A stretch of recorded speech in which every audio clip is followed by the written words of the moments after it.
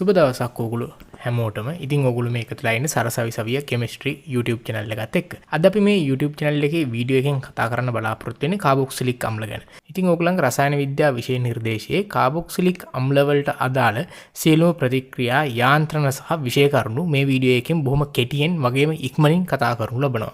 ඉතින් තාමත් ඔයා මගේ channel එක subscribe කරලා නැත්නම් පහලින් තියෙන subscribe button එක ඔබලා ඊට හැපැතින් තියෙන bell icon එකත් click කරන්න. එතකොට ඔයාට මම වීඩියෝ එකක් දාපු ගමන් notification එකක් එනවා. එහෙනම් අපි වැඩි කතා වුණා නැහැ. අපි යන් ඉක්මනටම වීඩියෝ එකට. එහෙනම් මේ වීඩියෝ එක සම්පූර්ණයෙන් කාබොක්සිලික් අම්ල ගැන. හරි. මේ වීඩියෝ එකෙන් අපි කතා කරන්න බලාපොරොත්තු වෙන්නේ කාබොක්සිලික් අම්ල ගැන. ඒතර කාබොක්සිලික් අම්ල කියලා කියන්නේ C දිත්ත බන්ධන O OH ක්‍රියාකාරී කාණ්ඩයේ සහිත සංයෝග. මේක තමයි කාබොක්සිලික් අම්ල කියලා කියන්නේ. එතකොට මේවේ තියෙන විශේෂත්වය ගැන තමයි අපි මේ වීඩියෝ එකේදී කතා කරන්න බලාපොරොත්තු වෙන්නේ. අපි ගත්තොත් කාබොක්සිලික් අම්ල නිපදවීම ගත්තොත් අපිට පුළුවන් පළවෙනි ක්‍රමය ප්‍රාථමික මධ්‍යසාර ඔක්සිකරණයෙන්. අපි ගත්තොත් CH3CH2OH වගේ එකක්. මේකට ආම්ලික මාධ්‍යයේ KMnO4 හෝ ආම්ලික මාධ්‍යයේ K2Cr2O7 දාලා රත් කරොත් කාබොක්සිලික් අම්ලයක් නිපදවා ගන්න පුළුවන්. මේ විදිහට නිපදවා ගන්න පුළුවන්. තව එකක් අපි ගත්තොත් C3CH2CH2OH මේක මම ආම්ලික මාධ්‍යයේ K2Cr2O7 දාලා රත් කරනවා. උතර CH3CH2C ඩබල් බොන්ඩ් OH බවට පත් වෙනවා. උතර ප්‍රාථමික මධ්‍යසාර ඔක්සිකරණයට ලක් කරලා කාබොක්සිලික් අම්ල නිපදවා ගන්න පුළුවන්. දෙවෙනි ක්‍රමය ගත්තොත් අපිට පුළුවන් ඇල්ඩිහයිඩ් ඔක්සිකරණයනොත් කාබොක්සිලික් අම්ල නිපදවා ගන්න. අපි ගත්තොත් ඇල්ඩිහයිඩයක් ගන්නවා මම C ඩබල් බොන්ඩ් H එකක්. මෙයාවත් ඔක්සිකරණය කරන්න ආම්ලික මාධ්‍යයේ KMnO4 හෝ ආම්ලික මාධ්‍යයේ K2Cr2O7 දාලා රත් කරනවා. උතර CH3C දිත්ත බන්ධන OH බවට පත් වෙනවා. අපිට ඕන නම් ඇරෝමැටික් ඇල්ඩිහයිඩ් එකකුත් ගන්න පුළුවන් මේකට. බලන්න C දිත්ත බන්ධන OH මේක ආම්ලික මාධ්‍යයේ K2Cr2O7 දාලා රත් කරනවා. එතකොට C ඩබල් බොන්ඩ් OH බවට පත් වෙනවා. ඉතින් මෙන්න මේ ක්‍රම වලින් අපිට පුළුවන් කාබොක්සිලික් අම්ල නිපදවා ගන්න. ඊට පස්සේ ඊළඟ ක්‍රමය බැලුවොත් ඇල්කිල් සයනයිඩ්. තුන්වෙනි එක ඇල්කිල් සයනයිඩ්. නැත්නම් ඇල්කනෝ නයිට්‍රයිල් ජල විච්ඡේදනය. ඒතර අපි ගත්තොත් මෙන්න මෙහෙම පුළුවන්. මේ වගේ සයනයිඩ් කාණ්ඩයක් තියෙනකොට ඒකට ආම්ලික මාධ්‍ය ජලය H+H2O හෝ තනුක H2SO4 දාලා රත් කරාම අපිට පුළුවන් කාබොක්සිලික් අම්ල කාණ්ඩයක් හදාගන්න. COOH කාණ්ඩයක්.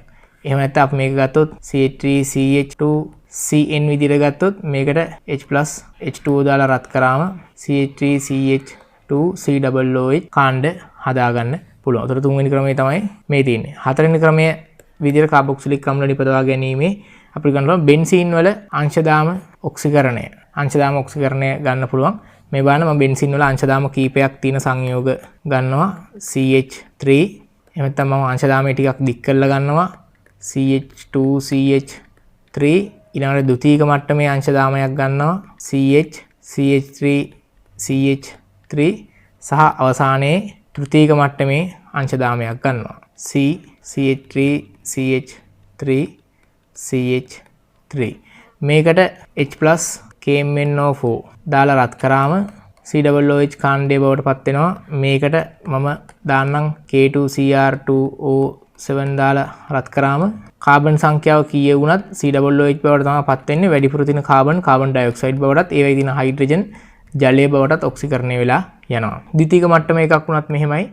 H+ KMnO4 දාලා රත් කරාම COOH බවට පත් වෙනවා. වැඩිපුර තියෙන කාබන් ඩයොක්සයිඩ් හා ජලය බවට පත් වෙනවා. හැබැයි තෘතීයික මට්ටමේ එක්කෙනෙක් KMnO4 දාලා රත් කරාට ඔක්සිකරණය නොවේ.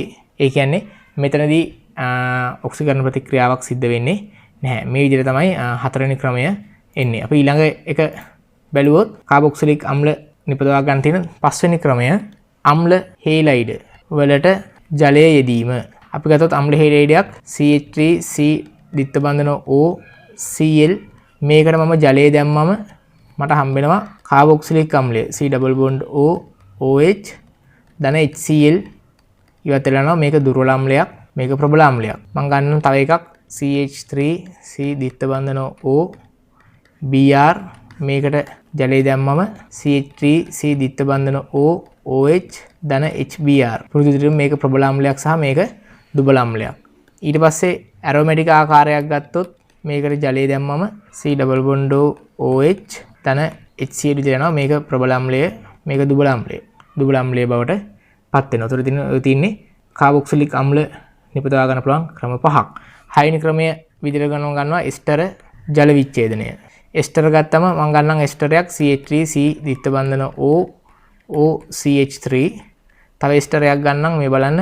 මේ වගේ එස්ටරයක් ගන්නම් බලන්න මෙයාව ජල විච්ඡේදනය කරන්න මම තනුක සල්ෆියුරික් දාලා රත් කරනවා. උතර CH3 මොකද වෙන්නේ? බන්ධනය මෙතනින් කැඩෙනවා.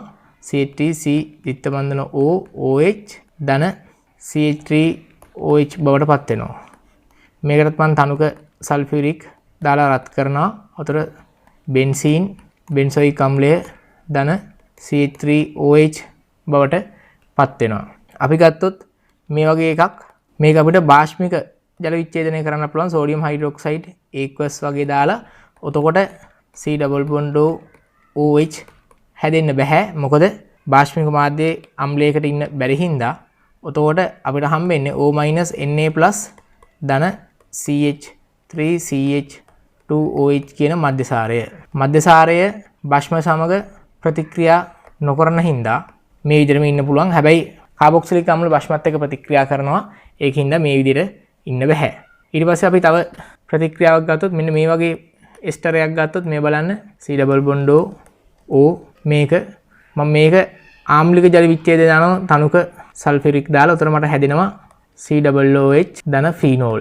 හැබැයි මම මේක බාෂ්මික ජල විච්ඡේදනය කරොත් සෝඩියම් හයිඩ්‍රොක්සයිඩ් දාලා NaOH මගින් බාෂ්මික ජල විච්ඡේදනය කරොත් මට හම්බෙන්නේ කාබොක්සිලික් අම්ලය නෙමෙයි C double bond O Na+. මොකද මාධ්‍යයේ ඉන්න බෂ්මත් එක්ක කාබොක්සිලික් අම්ල ප්‍රතික්‍රියා කරනවා. ඒ වගේම ෆීනෝල් නෙමෙයි හම්බෙන්නේ. ෆීනෝලුත් බෂ්මත් එක්ක ප්‍රතික්‍රියා කරන හින්දා Na+ ෆීනේට් අයනය මේක තමයි හම්බෙන්නේ. උතර මේක විශේෂ අවස්ථාවක් ඔයගොල්ලන්ගේ සිලබස් එකේ තියෙන. බාෂ්මික මාධ්‍යයේ ප්‍රතික්‍රියා කරනකොට මෙන්න මේ විදිහට තමයි මේක හම්බෙන්නේ.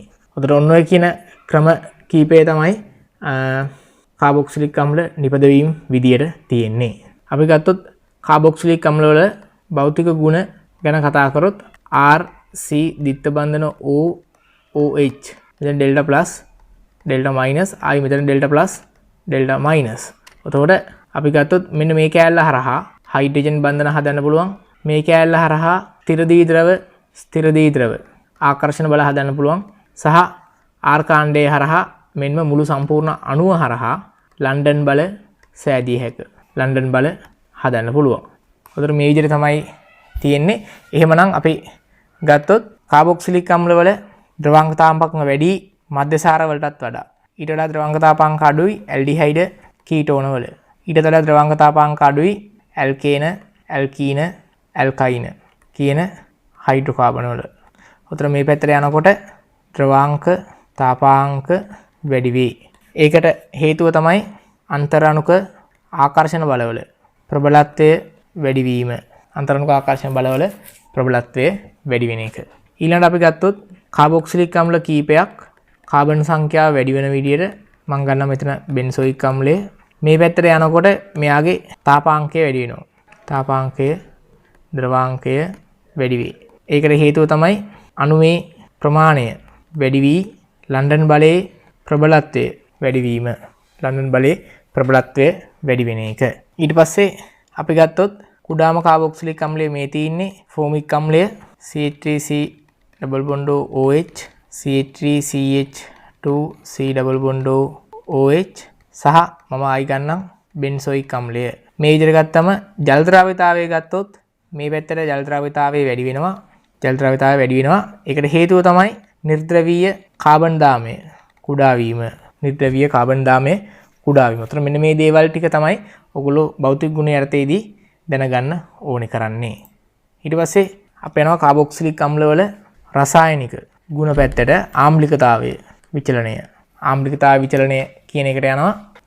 අපි දන්නවා කාබොක්සිලික් අම්ලයක ආම්ලිකතාවය රඳා පවතින්නේ මේ OH කාණ්ඩයේ ද්‍රවීයතාවය මත. එතකොට මේ R කාණ්ඩයකින් ඉලෙක්ට්‍රෝන මෙහෙට එවන්න R කාණ්ඩයෙන් ඉලෙක්ට්‍රෝන විකර්ෂණය කරන විට OH කාණ්ඩයේ ද්‍රවීයතාවය, ඒ කියන්නේ මේ ඩෙල්ටා මයිනස් ඩෙල්ටා ප්ලස් භාවය අඩු වේ. ද්‍රවීයතාවය අඩු වෙනවා. එහෙමනම් අපි ගත්තොත් මේ කුඩාම කාබොක්සිලික් අම්ලය තමයි ආම්ලිකතාවයෙන් වැඩිම. ඊළඟට මේ විදිහට වෙනකොට ආම්ලිකතාවය ටික ටික අඩු වෙවි යනවා. මේ පැත්තට ආම්ලිකතාවය අඩු වෙනවා. ඒකට හේතුව තමයි R කාණ්ඩ මගින් ඉලෙක්ට්‍රෝන විකර්ෂණය කර OH බන්ධනයේ ද්‍රවීයතාවය අඩු කිරීම. හැබැයි බෙන්සොයික් අම්ලය සැලකුවම එයාගෙන් හැදෙන බෙන්සොයේට් අයනය මේක සංප්‍රයුක්ත ව්‍යුහ සාදමින් ස්ථායී අයනයක් වේ. අන්න ඒ හේතුව හින්දා මේ H+ ඉවත් කිරීමට බෙන්සොයික් අම්ලය කැමැත්තක් දක්වනවා. ඒ කියන්නේ දැන් ආම්ලිකතාව පෙළ ගැස්ම බැලුවොත් මතක තියාගන්න මේක ෆෝමික් අම්ලය බෙන්සොයික් අම්ලයට වඩා ආම්ලිකතාවයෙන් වැඩි. ඊළඟට ඉන්නේ බෙන්සොයික් අම්ලය. අනිකුත් කාබොක්සිලික් අම්ල වලට වඩා බෙන්සොයික් අම්ලයේ ආම්ලිකතාවය වැඩි. ඊට පස්සේ තමයි ඊතුරු කාබොක්සිලික් අම්ලය එන්නේ. එහෙනම් මේ පැත්තට යනකොට ආම්ලිකතාවය අඩු වේ. හැබැයි අපි ගත්තොත් ඉලෙක්ට්‍රෝන ආකර්ෂණය කරන ෆ්ලෝරින් වගේ කාණ්ඩයක්. මේ ෆ්ලෝරින් කාණ්ඩය මගින්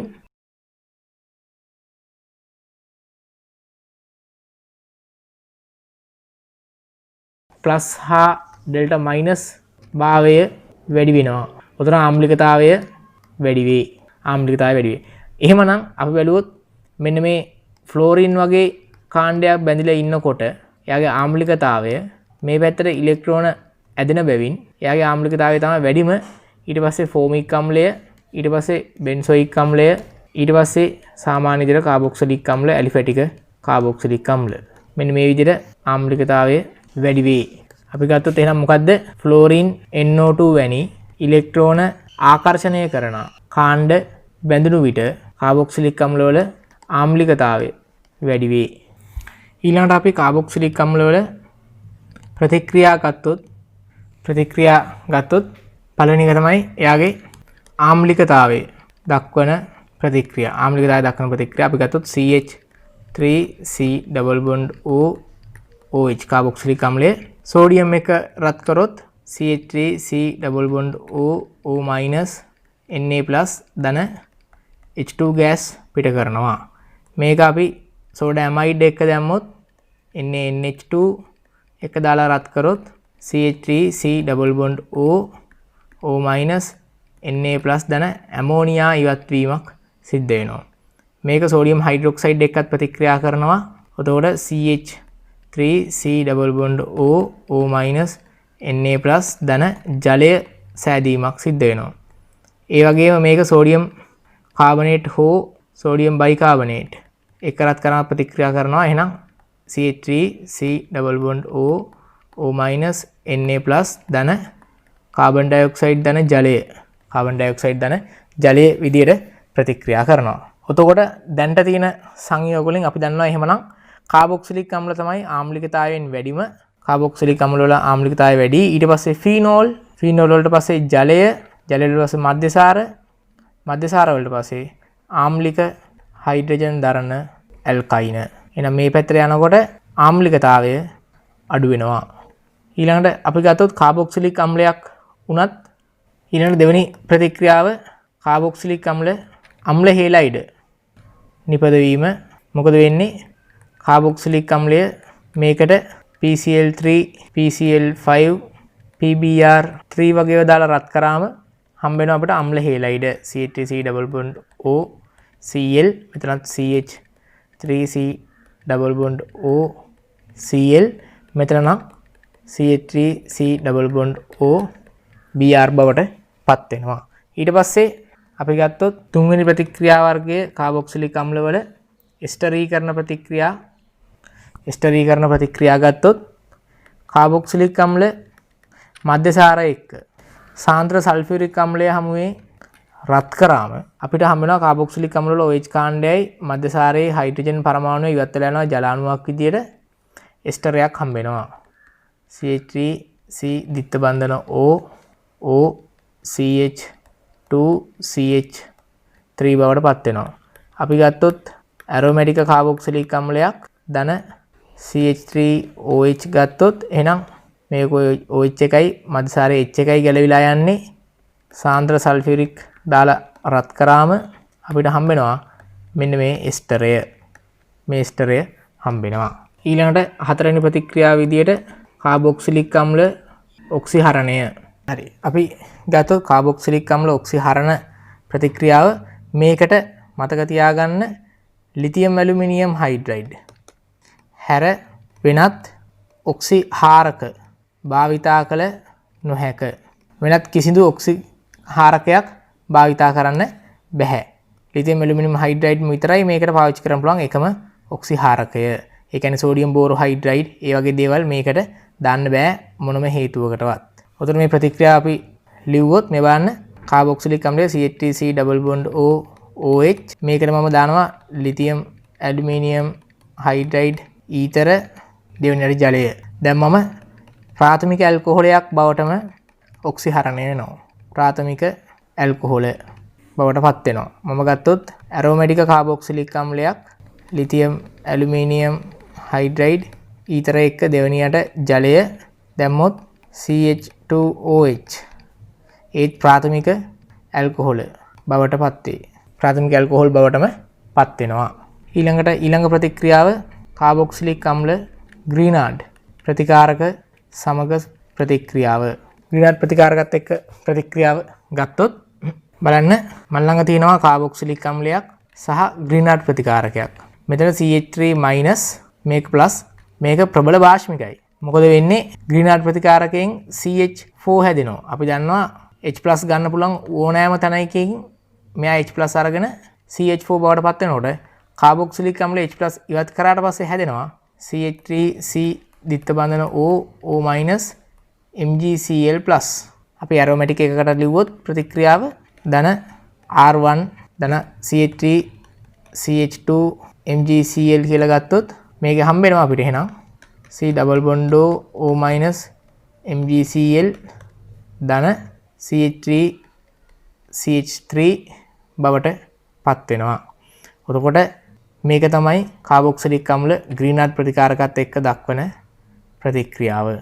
අපි ඊළඟ ප්‍රතික්‍රියාව ගත්තොත් කාබොක්සිලික් අම්ල ඇමෝනියා සමග තදින් රත් කිරීම. ඇමෝනියා සමග තදින් රත් කිරීම.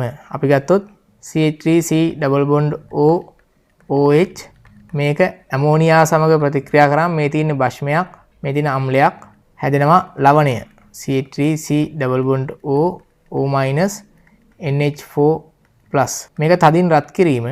රත් කරාම ජල අණුවක් ඉවත් වෙනවා ඍණ H2O ඉවත් වෙනවා.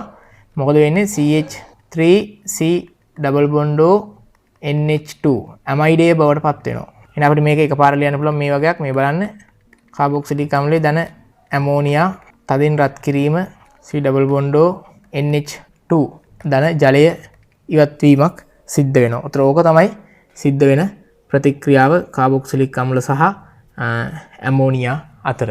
ඉතින් මෙන්න මේ විදිහට කාබොක්සිලික් අම්ල ගැන කරපු ඕගොල්ලන්ගේ වීඩියෝ එක මේකේ ප්‍රතික්‍රියා මේකට අදාළ යාන්ත්‍රණ සහ භෞතික රසායනික ගුණ මෙයාලගේ ආම්ලිකතාව විචලනය අන්නේ කියන දේවල් ටික ඔය විදිහට තමයි විස්තර කෙරුණේ. ඉතින් එහෙනම් අපි ඊළඟ වීඩියෝ එකෙන් හම්බෙමු. ඊළඟ එක අම්ල හේලයිඩ් සහ එස්ටර පිළිබඳ කරන වීඩියෝ එක.